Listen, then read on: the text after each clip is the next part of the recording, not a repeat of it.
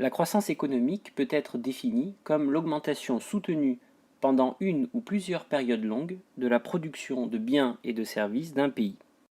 Nous verrons notamment dans une prochaine vidéo que la croissance économique se distingue de l'expansion économique, qui elle a lieu sur une période beaucoup plus courte. On peut remarquer que la croissance économique désigne un processus quantitatif, c'est-à-dire que plus les quantités de biens et de services produits sont importantes, plus la croissance sera élevée. La croissance économique est calculée à partir du PIB, ou produit intérieur brut. On parle de croissance économique lorsque le PIB, en volume, augmente au fil des années. Nous reviendrons plus loin sur la distinction entre PIB en valeur et PIB en volume. Nous pouvons constater sur ce graphique qu'entre 1949 et 2013, le PIB en volume a augmenté de manière très importante en France. En effet, sur cette période, le PIB en volume a été multiplié par 8, ce qui est tout à fait considérable. Nous allons maintenant nous intéresser au mode de calcul du PIB, qui est fondamental pour comprendre la notion de croissance économique. Comment le PIB est-il calculé? Le PIB d'un pays recense à la fois la production marchande et la production non marchande, qui est composée exclusivement de services. Il y a donc un PIB marchand et un PIB non marchand. Le PIB non marchand est presque exclusivement le fait des administrations publiques, la sécurité, la justice, la santé, l'enseignement. Pour évaluer ces richesses, les économistes s'appuient sur le coût de production de ces administrations, qui permettent d'évaluer la richesse produite. Par exemple, on évalue la richesse créée par l'enseignement en France grâce au coût total du service public d'éducation. Comment mesure-t-on maintenant le PIB marchand? Le PIB marchand renvoie à la création de richesses effectuée par le secteur privé, c'est-à-dire essentiellement les entreprises. Pour pouvoir évaluer correctement ce PIB marchand, il faut connaître précisément ce que chaque entreprise produit. En économie, la richesse qui est créée par les entreprises s'appelle la valeur ajoutée. Le PIB marchand est donc évaluable grâce à la somme des valeurs ajoutées des entreprises qui résident sur le territoire français. Comment calcule-t-on la valeur ajoutée d'une entreprise?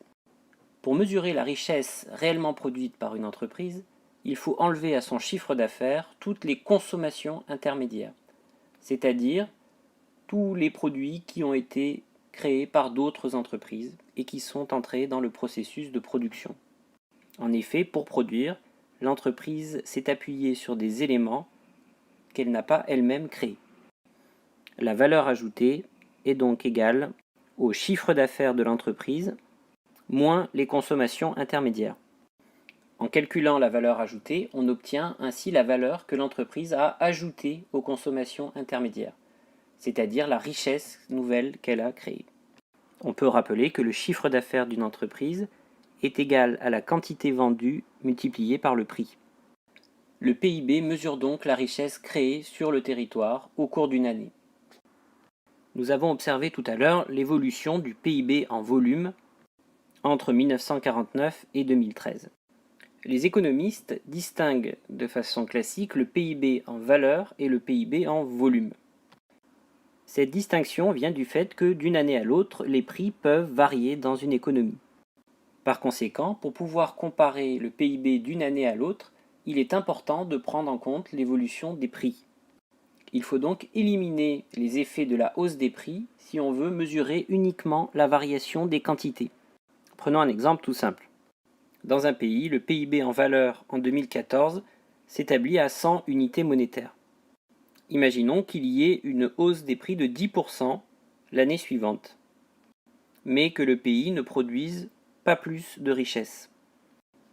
Dans ce cas-là, le nouveau PIB en valeur en 2015 va s'établir à 110 unités monétaires. On constate que le PIB en valeur a augmenté entre 2014 et 2015. Cependant, dans les faits, les quantités produites n'ont pas augmenté. Ce sont uniquement les prix qui ont contribué à augmenter le PIB en valeur. Le PIB en volume, appelé aussi PIB réel ou à prix constant, permet de mesurer uniquement le volume de la production. De cette manière, le PIB en volume sera exprimé au prix d'une année de référence. C'est-à-dire, on fera comme si les prix n'avaient pas bougé entre l'année de référence et l'année considérée.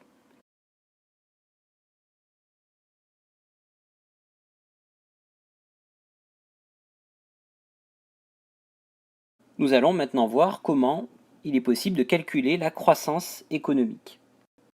Comme nous l'avons dit précédemment, le calcul de la croissance économique est basé sur le PIB. Pour mesurer la croissance économique, il faut faire deux choses.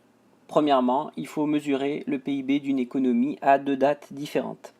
Dans un deuxième temps, il faut calculer le taux de variation du PIB entre les deux dates. Grâce à la formule, taux de variation est égal à valeur d'arrivée moins valeur de départ divisé par valeur de départ fois 100. Le plus souvent, le PIB en volume est utilisé dans le calcul de la croissance économique. En effet, l'utilisation du PIB en volume permet de donner l'évolution des quantités produites dans une économie entre deux dates. Il est donc possible de calculer des taux de croissance du PIB pour chaque année.